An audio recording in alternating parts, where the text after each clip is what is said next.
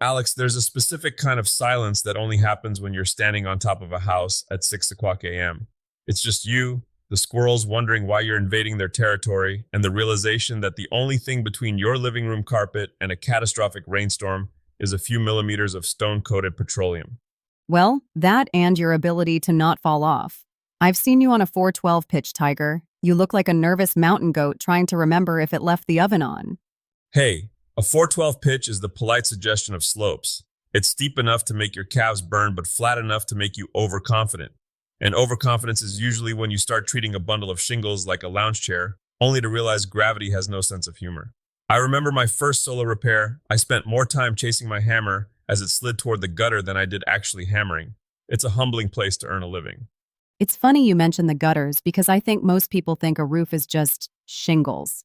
You lay them down like scales on a fish and call it a day. But I was looking at that mess of flashing and metal strips you brought in. It's way more architectural than people give it credit for. It's a system, not a surface. If you just slap shingles on plywood, you're basically building a giant sponge. People get confused between gutter apron and drip edge constantly. They see a piece of bent aluminum and think, yeah, that's the shiny bit for the edge. But they have jobs, Alex. Specific, non-negotiable jobs. Okay, explain it to me like I'm a homeowner who just found a mysterious puddle in the pantry. What is the order of operations? Because I know you have a very particular way the layers have to dance together. It's a cake, basically. A very gritty, waterproof cake. And if you put the icing on before the bake, you're in trouble. The base is your plywood deck. First thing you touch isn't the shingles, it's the gutter apron. That goes on the bottom edge, the eaves. It's got that wide face that drops down into the gutter. Wait, I've seen people use drip edge there. Is that a call the police level mistake or just a you'll regret this in 5 years mistake? It's more of a you're making life miserable for the gutter guy mistake. Drip edge has that little outward hemlock, a little kick at the bottom. If you put that on the eaves, the gutter can't tuck up behind it properly. You end up with water trickling behind the gutter, rotting out your fascia board until the whole thing sags like an old clothesline. The gutter apron is flat-faced. It guides the water into the bucket, no detours allowed. So gutter apron first. Then what? I assume the giant rolls of sticky stuff come out next? Exactly. The ice and water shield. This is the stuff that separates the pros from the I saw a guy do this once crowd. It's a redundant membrane. You roll it right over that metal apron. The goal is that if water somehow sneaks under your shingles, maybe a heavy ice dam in the winter, it hits that rubberized layer and just gives up. It just gives up. You make it sound like the water has a personality. Oh, water is the most persistent trespasser on the planet. It's looking for a microscopic crack 24 hours a day. It doesn't sleep, Alex. So you lay that shield, then your synthetic felt or underlayment over the rest of the deck. But here's the trick. The pro's hand, if you will. Once that felt is down, then you go back and put your drip edge on the gables, the slanted sides of the roof. Hang on. Why the switch? Why wouldn't you put all the metal on first? Because gravity only works in one direction. On the bottom eave, you want the water to go shingle, shield, metal, gutter. But on the sides, the gable ends, you want that drip edge on top of the felt. That way, if rain is blowing sideways, it hits the metal and stays on top of the system rather than wicking underneath the felt paper. It's all about the shingle lap logic. You're building a staircase for the water to walk down. If you trip it up with a poorly placed seam, it's going to find its way into your attic. I love that you call it shingle lap logic. It sounds like a folk band. But let's talk about the shingles themselves. I've watched guys fly through these with nail guns. It looks like they're playing a rhythm game. Is there an actual science to where the nail goes, or is more is better?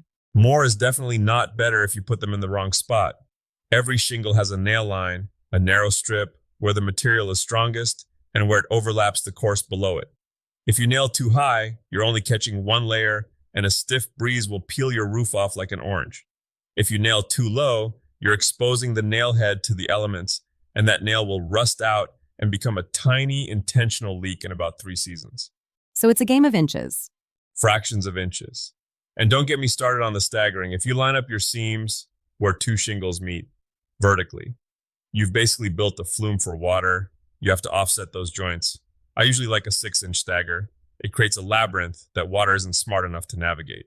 You're describing water like it's a confused mouse in a maze. But honestly, for someone listening who's looking at a small leak, maybe a brown spot on the ceiling, Is a repair actually possible, or is that just a band-aid on a gunshot wound? It depends on the why. If your shingles are 20 years old and they're shedding granules like a dog in summer, a repair is just a stay of execution. But if a limb fell and poked a hole or a piece of flashing pulled loose, absolutely. The hardest part of a repair isn't the new shingle.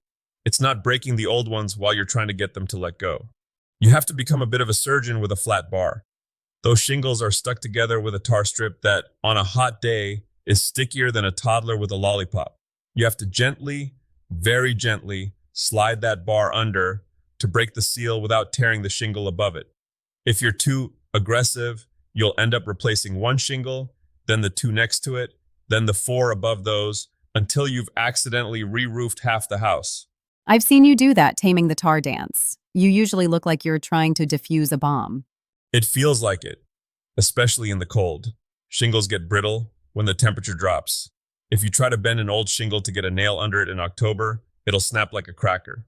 I usually tell folks, if you're doing a DIY repair, wait for a day that's about 60 degrees. Not so hot that you're melting into the deck, but warm enough that the materials have a little give to them. Okay, let's talk about the shop disaster of the week. I know you've been holding one back. Something involving a chimney and maybe a very surprised homeowner? Oh, the Macumber chimney. This was years ago. I was convinced I could reflash this massive brick chimney without stripping back enough shingles. I thought I was being efficient. Efficiency is usually just a fancy word for I'm about to do this twice. Here we go. I had the old lead flashing out, and I was trying to tuck the new step flashing in. I didn't realize the original mason had used about 4 gallons of roofing cement. We call it black gold or tar mastic, behind the brick. It was a hot July day.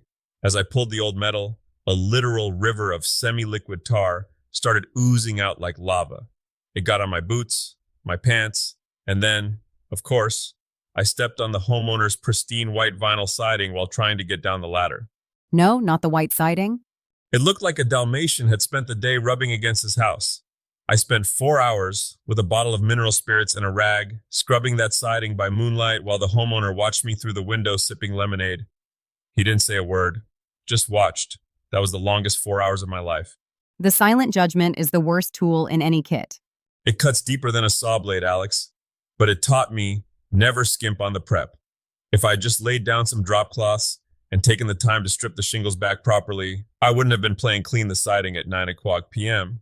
So, if someone is standing in the aisle at the big box store, staring at rows of felt synthetic underlayment and different types of metal edges, what's the one thing they should keep in mind to keep their head above water? Literally. Don't fight the water's path. People think they can outsmart rain with extra caulk or by doubling up on shingles in a weird way. You can't. You have to respect the overlap. If you're ever unsure, just think, if I were a raindrop, where would I go? If there's a ledge for you to sit on or a gap to crawl into, you're going to do it. Build a staircase, not a wall. Exactly. A roof is a series of handshakes between materials. The metal shakes hands with the underlayment shakes hands with the shingles, and they all work together to move the mess off your house. If one person misses the grip, everyone gets wet. That's a surprisingly poetic way to describe a bunch of tar and gravel. Well, when you've spent as much time on a ridge cap as I have, you start seeing the philosophy in the grit. It's about protection. There's a real satisfaction in finishing a ridge, climbing down that ladder, and looking up, knowing that families are going to sleep dry under your work for the next 30 years. It's one of the few things we build that has to be perfect every single second of the day. Even when it's 2 a.m. and pouring. Especially then. That's when the roof earns its paycheck. Well, I think I'm officially terrified and inspired to check my own gutters this weekend. Just maybe leave the white pants inside when you do. Noted. Thanks for the breakdown, Tiger. Anytime. Just remember, keep your seams staggered and your feet planted. See you in the shop.